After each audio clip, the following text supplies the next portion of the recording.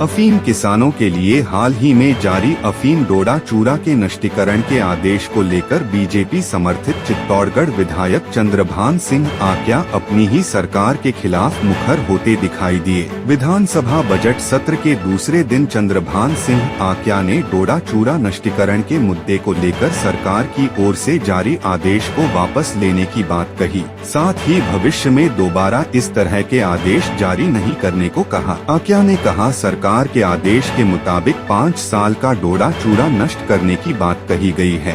किसानों ने डोडा चूरा खेतों में डाल दिया है, उनको नष्ट कर दिया गया है। डोडा चूरा 1 साल में नमी के कारण खराब हो जाता है और वह खराब हो गया है। पहले ठेकेदारों का ठेका होता था और उस समय ये 125 रुपए से लेकर 200 रुपए किलो में खरीदा जाता था। अभी सरकार इसे खरीद नहीं रही है, तो इसलिए इस आदेश को निरस्त किया जाए, क्योंकि किसान परेशान हैं। किसान आंदोलन कर रहे हैं, आए दिन धरने पर बैठे हैं।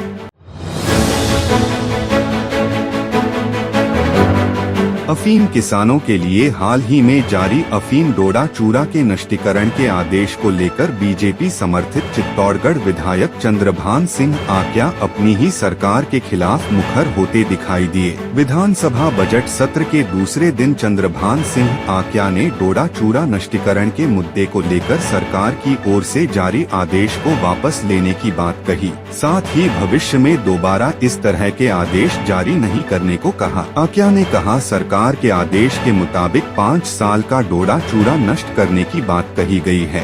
किसानों ने डोडा चूरा खेतों में डाल दिया है, उनको नष्ट कर दिया गया है। डोडा चूरा 1 साल में नमी के कारण खराब हो जाता है और वह खराब हो गया है। पहले ठेकेदारों का ठेका होता था और उस समय ये 125 रुपए से लेकर 200 रुपए किलो में खरीदा जाता था। अभी सरकार इसे खरीद नहीं रही है, तो इसलिए इस आदेश को निरस्त किया जाए, क्योंकि किसान परेशान हैं। किसान आंदोलन कर रहे हैं, आए दिन धरने पर बैठे हैं।